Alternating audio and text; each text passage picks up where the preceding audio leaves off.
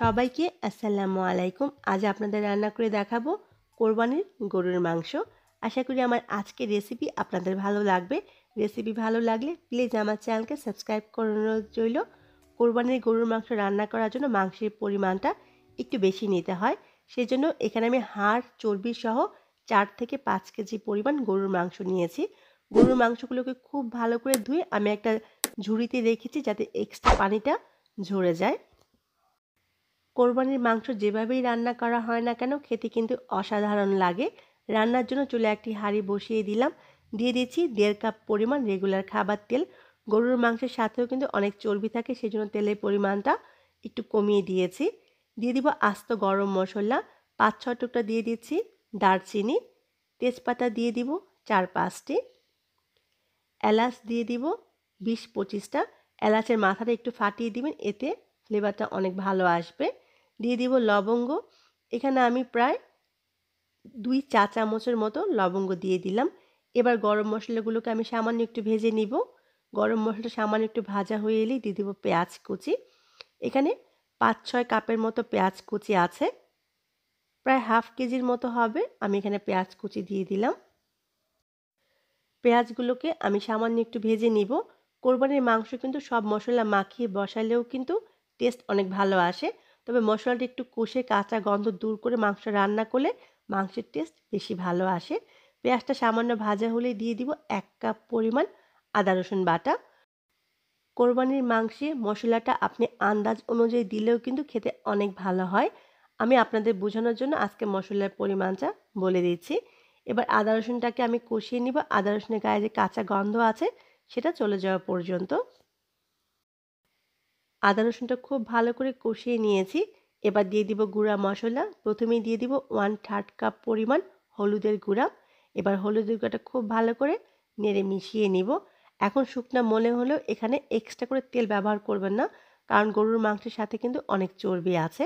হলুদটা খুব ভালো করে নেড়ে মেশানো হলেই দিয়ে দিব লাল মরিচের গুঁড়া। দিয়ে দিচ্ছি 1.5 টেবিল চামচ পরিমাণ লাল মরিচের গুঁড়া।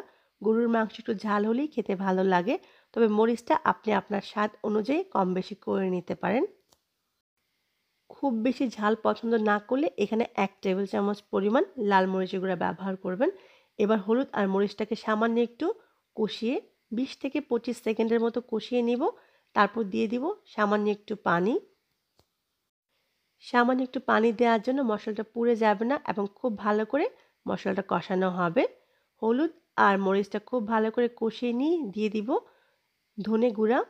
এখানে আমি 1/4 কাপ পরিমাণ ধনে গুঁড়া দিয়ে দিলাম। এবার দিয়ে দিব 1/4 কাপ পরিমাণ জিরার গুঁড়া। এবার ধনিয়া আর জিরার গুঁড়াটাকেও খুব ভালো করে আমি কষিয়ে নিব। আর চুলার আঁচটা কিন্তু এই পর্যায়ে মিডিয়াম আছে, খুব বেশি বাড়িয়ে দিবে না, তাহলে কিন্তু মশলাটা পুড়ে যাবে। খুব ভালো করে কষানোর জন্য এখানে আমি হাফ কাপের মতো পানি দিয়ে দিলাম। এই পানি দিয়ে কষালে মশলাটা খুব ভালো করে কষানো হবে। আমি মশলাটা খুব ভালো করে কষিয়ে নিয়েছি। দিয়ে দিব স্বাদ অনুযায়ী লবণ। এই পর্যায়ে আমি 2 টেবিল চামচ লবণ দিচ্ছি। প্রথমে বেশি লবণ দিবেন না, কারণ লবণ বেশি হয়ে গেলে পরে কিন্তু কমানো যাবে না, কিন্তু কম হলে পরে অ্যাডজাস্ট করা যাবে। খুব ভালো করে মশলাটা কষিয়ে নিয়েছি। যখনই এরকম একটু তেল বের হবে তখন এর মাঝে গরুর মাংসগুলো দিয়ে দিব। আমি আবারও বলছি, কোরবানির গরুর মাংস যেভাবেই রান্না করা হয় না কেন খেতে কিন্তু অসাধারণ লাগে। আপনি মশলাটা মাখিয়ে একবারেও বসিয়ে দিতে পারেন। আবার এরকম করে মশলাটা কষে যদি রান্না করেন, মানে মশলার কাঁচা গন্ধটা দূর করে মাংসটা রান্না করলেও এর টেস্ট অনেক ভালো হয়। আমি মাংসটাকে খুব ভালো করে নেড়ে মশলার সাথে মিশিয়ে নিব। খুব ভালো করে মশলার সাথে নেড়ে মিশানো হলেই আমি মাংসগুলোকে ঢেকে দিব 10 থেকে 15 মিনিটের জন্য। এর মাঝে অবশ্যই 2 একবার নেড়ে দিতে হবে যাতে নিচে লেগে না যায়। মাংস থেকে পানি ছাড়ার আগ পর্যন্ত 2 মিনিট পর পর মাংসটাকে নেড়ে দিতে হবে। ফিরে এলাম 15 মিনিট পরে। দেখুন মাংস থেকে অনেকখানি পানি বের হয়েছে। মাংস থেকে এই পানিটা বের হওয়ার আগ পর্যন্ত 2-3 মিনিট পর পরই মাংসটা একবার করে নেড়ে দিবেন, তা না হলে কিন্তু নিচে লেগে যেতে পারে। আর মাংসটা কষানোর সময় এক্সট্রা কোনো পানি ব্যবহার করা যাবে না। এবার চুলা আঁচটা মাঝারি করে আমি মাংসটা ঢেকে ঢেকে রান্না করব 30 থেকে 40 মিনিটের মতো। তবে 10 থেকে 12 মিনিট পর পর একবার নেড়ে দিতে হবে।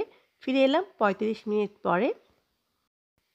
কোরবানির মাংস রান্নার সময় মনে রাখতে হবে, যেহেতু বেশি করে রান্না করা হয় তাই প্রথম দিনই একেবারে নরম করে রান্না করা যাবে না, একটু শক্ত থাকা অবস্থায় মাংস চুলা থেকে নামিয়ে নিতে হবে।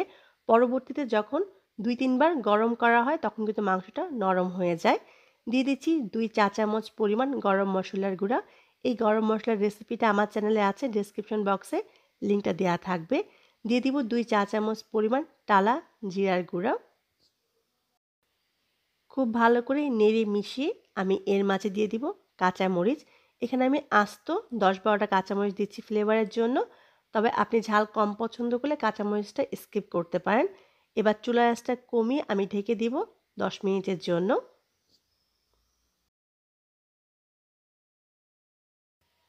ফিরে এলাম 10 মিনিট পরে।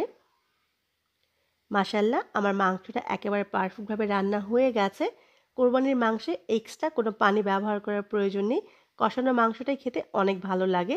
অবশ্যই লবণটা চেক করে নেবেন লবণ ঠিক আছে কিনা। দেখুন এরকম মাখা মাখা যখন হবে তখনই চুলা থেকে নামিয়ে নিতে হবে। এই মাংসটা কিন্তু একেবারে নরম হয়ে যায়নি, তবে খাওয়ার উপযুক্ত হয়েছে। 2-3 দিন বা 4 দিন জাল দেওয়ার পরে এই মাংসটা খেতে অসম্ভব মজা হয়। আশা করি আমার আজকের রেসিপি আপনাদের ভালো লাগবে। সবাই অনেক ভালো থাকবেন, আমার জন্য দোয়া করবেন। আবারও দেখা হবে, ততক্ষণ পর্যন্ত আল্লাহ হাফেজ।